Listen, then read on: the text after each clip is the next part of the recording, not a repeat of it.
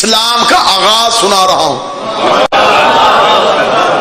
ابھی کوئی بھی مسلمان نہیں ہوا. جس دور کی میں بات بتا رہا ہوں ابھی سارے کافر ہیں. اب یہ کافر کلمہ پڑھ کے مسلمان بنیں گے, پھر نبی کی صحبت میں بیٹھ کے رضی اللہ بنیں گے. ابھی سارے کا سارا مکہ کافروں کا تھا. رسول تقریر کے لیے اٹھنا چاہتے. اب عرب کے کافروں کو پتا تھا کہ اس نے اپنی رسالت کا اعلان کرنا ہے, تو رسول کی تقریر کرنے سے پہلے کھانا کھاتے اور چلے جاتے.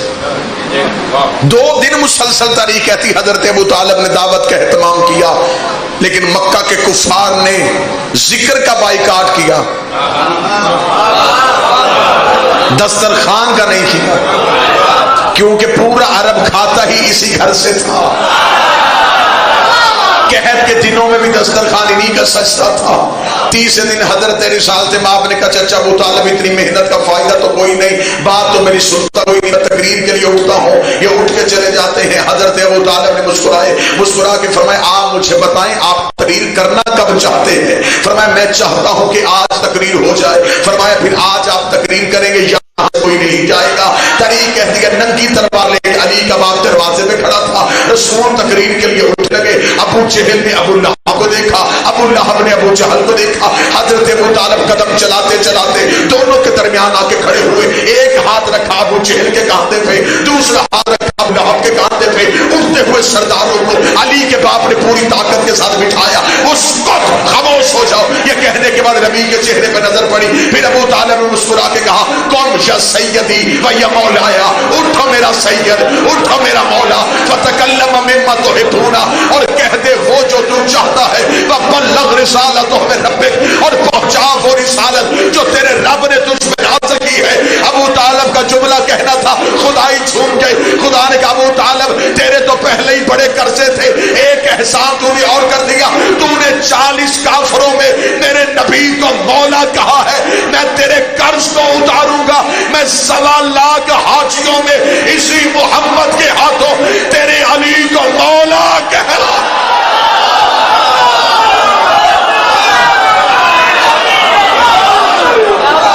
بسم اللہ.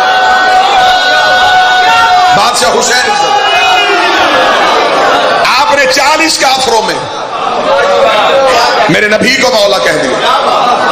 اور حضرت ابو طالب جملہ کہا کیا؟ حضرت ابو طالب نے کہا بلغ رسالتہ من ربک, پہنچا وہ رسالت. آج دنیا ہم سے پوچھتی ہے کہ حضرت ابو طالب نے کلمہ کب پڑھا تھا؟ جو لا الہ سے پہلے تصدیق رسالت کرے. ابھی مکے میں کسی نے لا الہ الا اللہ پڑھا ہی نہیں, اور ابو طالب کہہ رہے پہنچا وہ رسالت جو تیرے رب نے تجھ پہ نازل کی. ابو طالب دروازے پہ کھڑے ہیں, رسول تقریر کر رہے ہیں, علی مجمع کے پیچھے کھڑے. چلے میں جملہ آسان کر دیتا ہوں, مجمع کے آگے رسول ہے, پیچھے علی. پورے زمانے کی جہالت کو ابو طالب کے دونوں بیٹوں نے گھیرا ہوا تھا. اٹھتے تو آگے نبی تھا, ہٹتے تو پیچھے علی تھا.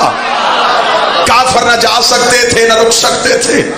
حضرت ابو طالب کے جملے کہنے تھے, رسول اٹھے.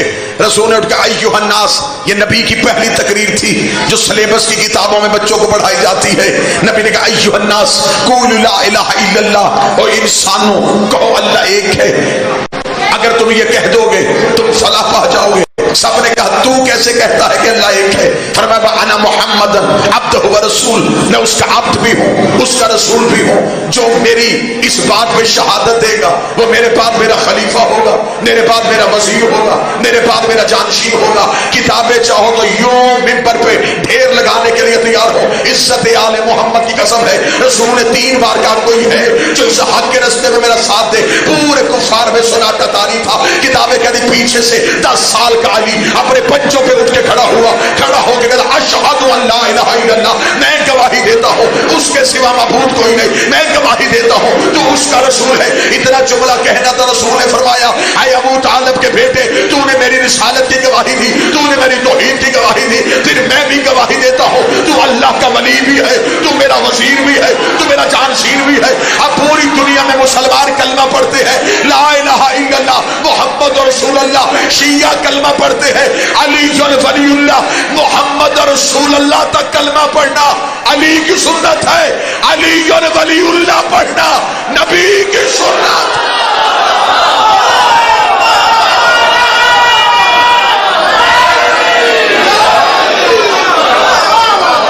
میں گواہی دیتا ہوں، میں گواہی دیتا ہوں اس کے سوا معبود کوئی نہیں۔ رسول نے تقریر کی، علی نے گواہی دی۔ 40 سال تک بندے سمجھتے ہیں کہ نبی نبی نہ تھے، 40 سال تک نبی تھے۔ اگر کہتے میں نبی ہوں تو نبوت کا گواہ لاتے کہاں سے؟ 40 سال تک ٹپ رہے۔ چلے میں مجمع کو جگانے کے لیے جملہ کہہ دیتا ہوں، 40 سال قرآن بن کے دکھایا، پھر قرآن پڑھ کے سنایا۔ 40 سال تک اپنے کردار سے بتایا کہ قرآن، رسول نے تقریر کی، علی نے تائید کی۔ ابو طالب کے دونوں بیٹوں نے اسلام کا وزن اٹھا لیا۔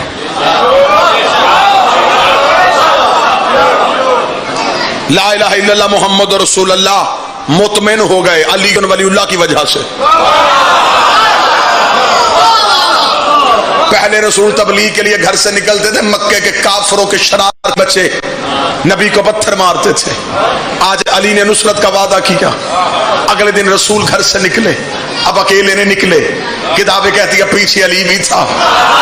ہائے ہائے، اگر میں ذہنوں میں نقشہ بنا سکوں، آگے آگے محمد رسول اللہ، پیچھے پیچھے علی ولی اللہ، زبانوں پہ دونوں کے لا الہ الا اللہ، دونوں مکے کے گلیوں میں تبلیغ مذہب کی خاطر چلے گئے۔ آج علی ساتھ تھے۔ کفار کی پہلے سے عادت تھی، اکیلے محمد کو پتھر مارا کرتے تھے۔ کافر کی ماؤں نے اپنے بچوں کو چھتوں پہ بھیجا، وہ دیکھو یتیم عبداللہ پھر آ گیا۔ جب یہ ہماری گلی میں آ کے اپنے اللہ اعلان کرے تم نے پتھر مارنے ہیں، بچوں نے ماؤں کے دامن ہلا کے کہا اما زمین پہ دیکھو، آج اکیلا نہیں آ رہا، آج پیچھے کوئی اور بھی آ رہا ہے۔ فرمایا وہ علی آ رہا ہے، وہ اس کا بھی چھوٹا بھائی ہے، وہ تو ابو طالب کا چھوٹا بیٹا ہے، وہ زمین پہ ہے، تم چھتوں پہ ہو، تم چھت سے پتھر مارو گے، علی تمہارا نشانہ کیسے لے گا، علی تم سے مقابلہ کیسے کرے گا، تم اپنے چھتوں کی سہارے کے ساتھ محمد کو زخمی کرو۔ کافر چاہتے تھے محمد زخمی ہو جائے، ولایت علی پیچھے تھی، علی ولی اللہ پیچھے تھا۔ آج بھی کافر کا پروگرام ہے علی ولی اللہ کو ہٹاؤ تاکہ محمد زخمی ہو سکے۔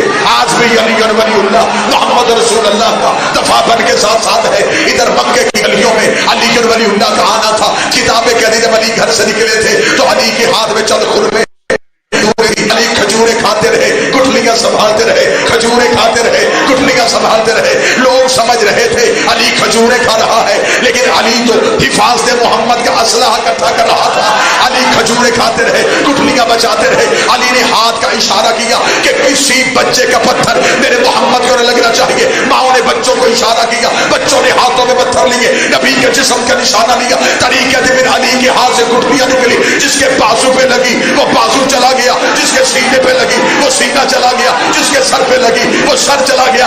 آج مولوی کہتا میں نہیں مانتا کھجور کی گٹھلی میں اتنی طاقت کہاں سے آ گئی؟ کاش تو نے قرآن پڑھا ہوتا۔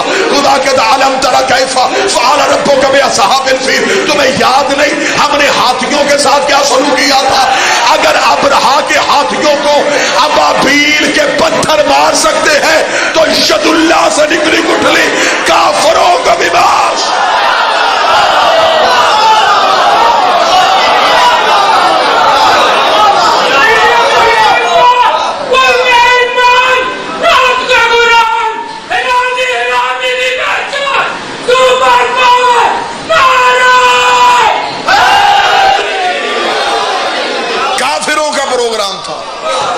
توجہ صاحبان مکمل دی، میں اسلام کا ابتدائیہ سنا رہا ہوں آپ۔ شوال مہینہ منسوب ہے حضرت عمران سے۔ اسلام کا ابتدائیہ کیا ہے، آغاز اسلام کیا ہے؟ جہاں جہاں محمد رسول اللہ تھے پیچھے پیچھے علی ولی اللہ تھے۔ جب حضرت ابو طالب نے دنیا چھوڑی تو خدا نے کہا میرا محمد اب مکہ تیرے رہنے کے قابل نہیں رہا، اب تو بھی مکہ چھوڑ۔ اور صرف یہ نہیں کہا کہ مکہ چھوڑ، فرمایا بستر پہ اسے سلا جو تجھ میں سے ہے۔ باتیں آپ کی سنی سنائی ہوں گی، نتیجے میں بس نہیں دوں گا آپ۔ رسول نے، اللہ کا حکم تھا اپنے بستر پہ اسے سلا جو تجھ میں سے ہے۔ رسول نے اپنے بستر پہ کسی مسلک کو کوئی اعتراض نہیں، سب مانتے ہیں کہ رسول نے اپنے بستر پہ ہجرت کی رات امیر المومنین کو سلایا۔ میرا علماء سے ہاتھ باندھ کے سوال ہے کہ جو خلافت کے لیے آئے تھے وہ بستر پیغمبر پہ کیوں نہیں آئے؟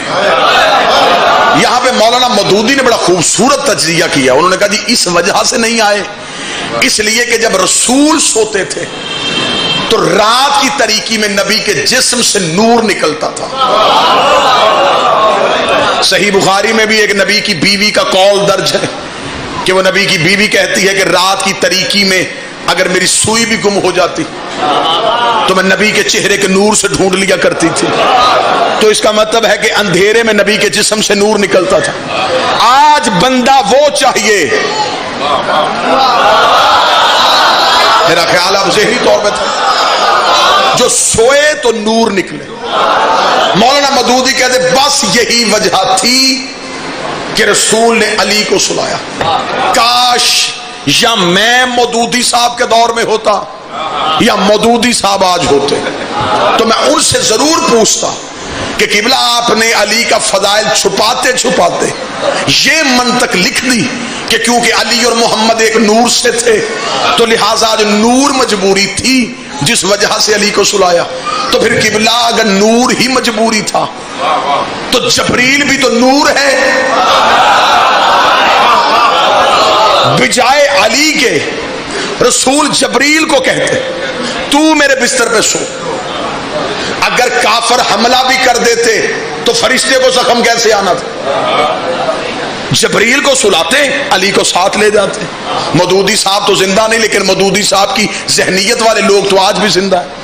جب ہم نے ان سے سوال کیا تو انہوں نے جواب میں دے دیا جی نہیں جی آپ شیعہ تو پھر حد کرتے ہیں، ضد کرتے ہیں ہر بات پہ، ایسا کیسے ہو سکتا ہے؟ نبی کے بستر پہ جبریل کیسے سو سکتا ہے؟ جبریل تو نبی کا نوکر ہے، اور نوکر کی جرت کیا ہے کہ وہ سردار کے بستر پہ لیٹ جائے؟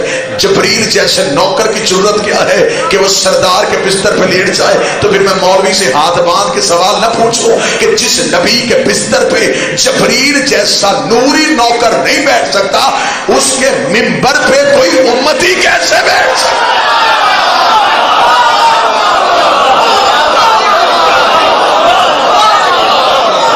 جو ایک رات کے لیے، اب اس میں جو راز تھا میں وہ راز سناؤں۔ علی کو سلایا کیوں تھا؟ رسول نے یہ نہیں کہا تھا کہ یا علی آج میرے بستر پہ لیٹ جا، فرمایا یا علی سو جا۔ حکم لیٹنے کا نہیں تھا، سونے کا تھا۔ یہ بات تو آپ بھی مانتے ہیں کہ لیٹنا بندے کے بس میں ہے، سونا اپنے اختیار میں ایسے تو ہو نہیں سکتا کہ سر پہ موت ہو۔ رسول نے یہ کہا یا علی آج میرے بستر پہ موت ہے، آپ سو جائیں۔ اسی جملے پہ پوری مجلس پڑھ دی جائے تو میرا خیال ہے جملے میں اتنی فصاحت ہے۔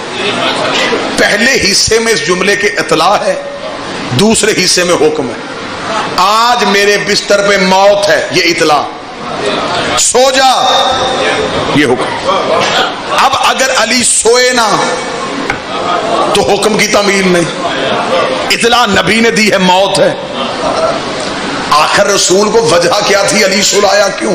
شاید منبر سے ذاکرین نے نہ کسی نے بتایا ہو تو آج یہ نوکر یہ سعادت حاصل کر لیتا ہے کہ آخر اللہ اور محمد نے مشترکہ منصوبے کے ساتھ ہجرت کی رات بستر پہ علی کو سلایا کیوں تھا؟ اس لیے کہ اللہ نے قرآن میں دعویٰ کیا تھا اللہ لا الہ الا هو الحی القیوم لا تأخذہ سنۃ ولا نوم، اور اللہ وہ ہے جسے نیند نہیں آتی، اللہ وہ ہے جسے نیند نہیں آتی، اللہ وہ ہے جسے نیند نہیں آتی۔ اور علی نے سورج کی طرف طرف دیکھ کے کہہ دیا تھا اے سورج گواہ رہنا علی نے تجھے ابھرتے دیکھا ہے، تو نے کبھی علی کو سوتے ہوئے نہیں دیکھا۔ اب مجھے نہیں پتا کتنے بندے عقیدے والے بیٹھے ہیں، عرش پہ وہ نہیں سوتا تھا، فرش پہ یہ نہیں سوتا تھا، خدا نے کہا محمد ایک رات کے لیے علی سلا دے ورنہ میری لا شریکی خطرے میں چلے گا۔ ایک رات کے لیے علی سلا، اگر علی نہ سویا، اگر علی نہ سویا تو عرش پہ میں لا شریک، فرش پہ یہ لا شریک، اسے کہ سو توحید بچے، وہ جس کی آنکھیں بند ہونے سے توحید بچے، جس نے چند لمحے آنکھیں بند کی توحید بچ گئی۔ مشترکہ منصوبے کے ساتھ میرے پیر کو سلایا گیا، اللہ اور نبی نے مشترکہ منصوبہ بنا کے میرا پیر سلایا، سو جا، تیرا بھی دعویٰ ہے کہ تجھے بھی نیند نہیں آتی۔ مطمئن ہو کے علی سو گئے اور نبی نے اعلان کیا تھا صبح امانتیں واپس کر کے میرے پیچھے مدینہ آ جانا۔ اب یہ بھی سلیبس کی کتابوں میں لکھا ہے، اس کے لیے بھی مجھے کسی تبع مصر، تبع بیروت یا تبع قم کتاب کا حوالہ دینے کی ضرورت ہی نہیں، یہ تو دینیات اور اسلامیات میں لکھا ہے کہ رسول مکہ کے کفار کی امانتیں علی کے حوالے کر کے خود مدینہ چلے گئے۔ اب میں یہاں پہ ایک اور نتیجہ اپنے اس مجمع سے لے لیتا ہوں، آپ تھوڑا سا میرے ساتھ زحمت فرمائیں گے۔ امانتیں تھی کن کی؟ کافروں کی۔ رکھوائی کس کے پاس تھی؟ نبی کے پاس۔ نبی کس سے دے کے گئے؟ علی کو۔ بہت اچھا جواب آ گیا، اس جواب کو تھوڑا دہرائیے گا تاکہ نتیجہ آسان۔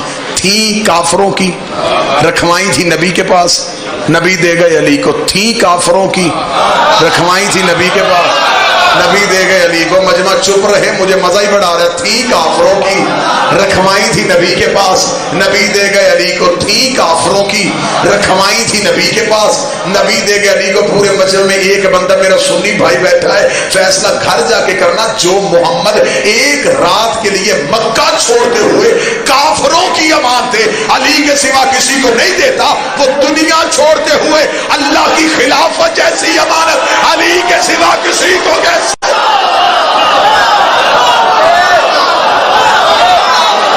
جو کافروں کی امانتوں، جو کافروں کی امانتوں پہ علی کے سوا کسی پہ بھروسہ نہیں کرتا، یہ کیسے ہو سکتا ہے کہ اللہ کی امانت پاس ہو؟ قبلہ مبلغ اعظم مولانا اسماعیل علیہ مقامہ کہا کرتے تھے بڑا اچھا ہوا امانت علی کو دے گئے، ورنہ باقی ساری عمر قرضے اتارنے میں گزر جاتی۔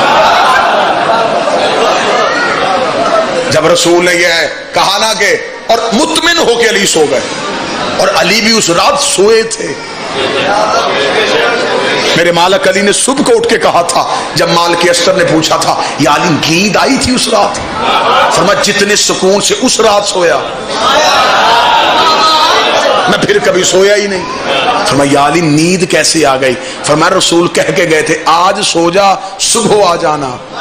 ہائے ہائے ہائے، آج سو جا صبح آ جانا۔ مطمئن ہو گئے علی سو گئے، کافر ساری رات جاگتے رہے۔ نبی کے گھر کا گھیراؤ کیا، 40 کافر نبی کے گھر کے باہر کھڑے، 10 کافر نبی کے صحن میں اترے۔ صحن میں چارپائی، چارپائی پہ بستر، بستر پہ چادر، چادر کے نیچے علی، نور باہر آ۔ ساری رات سوئے ہوئے علی کو کافر محمد سمجھتے رہے۔ یا علی تجھے ماننے کا لطف بھی نہیں آ گیا؟ تجھے کسی نے غلط بھی سمجھا یا محمد سمجھا یا خدا سمجھا؟ تجھ پہ بشر ہونے کا شبہ کسی کو بھی نہیں ہوا۔ کافروں نے سمجھا کہ محمد سوئے۔ آخر ڈرتے ڈرتے کانپتے ہانپتے آ کے چادر ہٹائی۔ چلے میں رخ تبدیل کرتا ہوں۔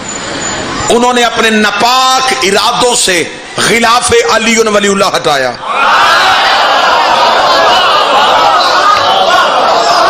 نظر پڑی اللہ کے چہرے پہ، نہیں لطف ہی نہیں لیا آپ نے لفظ، آئے تھے رحمت کو ڈھونڈنے، سامنا ہو گیا اللہ کے جلال سے، دیکھ کے کہنے لگے علی آپ محمد کہاں ہیں؟ ایک ہی جملہ مجھے تاریخ میں ملا، اس سے 1 انچ بھی آگے پیچھے کسی کو مجھے ملے تو گریبان سے پکڑ لینا۔ علی نے یوں چادر ہٹائی، آنکھوں پہ میرے حوالے کر کے گئے تھے۔ یہ روب تھا علی کا، صرف بتایا کہ میں تنہا نہیں۔ 40 کافروں نے دیواریں پھلانگی، سیدھے گئے ابو جہل کے ڈیرے پہ، جا کے کہنے لگے لے تو کر لے۔ وہ رسول چلا گیا اور پیچھے علی چھوڑ گیا۔ ساری رات تاریخ کہتی ہے کہ مکے کے کافر ابو جہل کے ڈیرے پہ جا کے مشورے کرتے رہے کہ اب کیا کریں۔ صبح کو مکے کی گلیوں میں ایک اعلان آیا، مکے والوں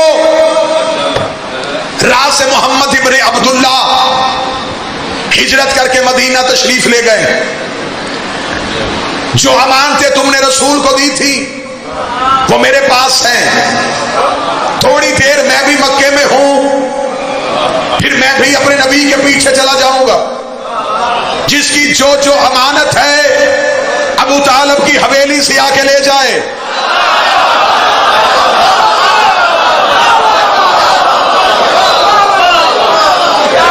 مکے کے کافروں نے اعلان ابو جہل کے ڈیرے میں بیٹھ کے سنا۔ ایک بوڑھا اٹھا، توجہ رکھنا سرکار، ایک بوڑھا اٹھا، اس نے کہا لے جی کام بن گیا، کوئی مشورہ مجھ سے بھی لے لیا کرو۔ انہوں نے کہا بابا جی آپ آ گئے، آپ مشورہ دے۔ کیا مشورہ ہے؟ اس نے کہا مانتے کس کے پاس رکھوائی تھی؟ انہوں نے کہا محمد کے پاس۔ دے کون رہا ہے؟ اس نے کہا اس نے کہا کام بن گیا، جس نے 10 دیے 50 مانگو، 50 دیے 100 مانگو، دگنا مانگو، یا تو وہ دگنا دے گا، اگر نہیں دے گا تو پھر کہنا کہ ہم نے رکھوائی تھی محمد کے پاس، اس سے بلا، وہ آ کے واپس کرے، یا تو اس سے بلائے گا یا امانت دگنی دے گا۔ بابے نے مشورہ دیا، بندوں نے کہا بڑا سیانہ بابا بے، بڑا اچھا مشورہ دیا۔ جب سارے اس بابے کی تعریف کرنے لگے، ابو جہل نے کہا سوچ کے جانا وہ علی ہے۔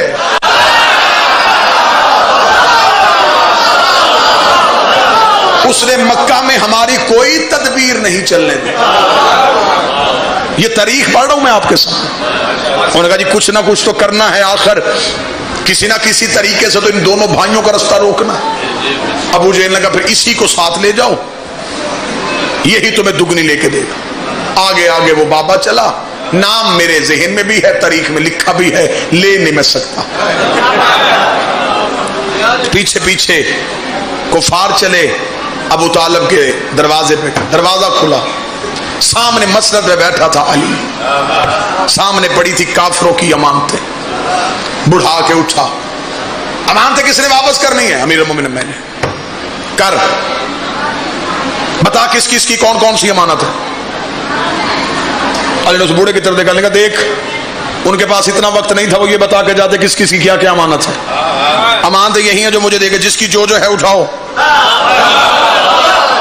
اتنا کہنا تھا، بوڑھے نے بندوں کو دیکھا جو میں نے کہا تھا وہی ہوا نا، اس کو پتہ ہی نہیں کس کسی کا امانت ہے۔ جتنی قیمتی چیزیں تھیں اس پہ زیادہ بندے طور پہ، جو سونا چاندی تھا، ایک ایک امانت کے 10 طلب کر کے میری ہے، وہ کہ میری ہے میری ہے، ایک لڑائی ایک جھگڑا شروع ہوا۔ علی نے فرمایا امانتیں اپنی اپنی اٹھاؤ۔ بوڑھے نے کہا رکھو امانتیں۔ علی کی طرف دیکھے گا، تجھے کس نے کہا ہے کہ امانت کس کس کی ہے؟ جب تجھے خبر ہی نہیں تو واپس کیوں کر رہا ہے؟ محمد کو بلا، وہ آ کے ہمیں واپس کرے۔ علی اپنی جگہ سے اٹھے، بوڑھے کی گردن پہ علی کا ہاتھ آیا، لیکن نہ میں نے بلانا ہے نہ اس نے آنا ہے، امانتیں اپنی اپنی اٹھاؤ، ورنہ یہ بولنے کی میں کس کس کی ہوں،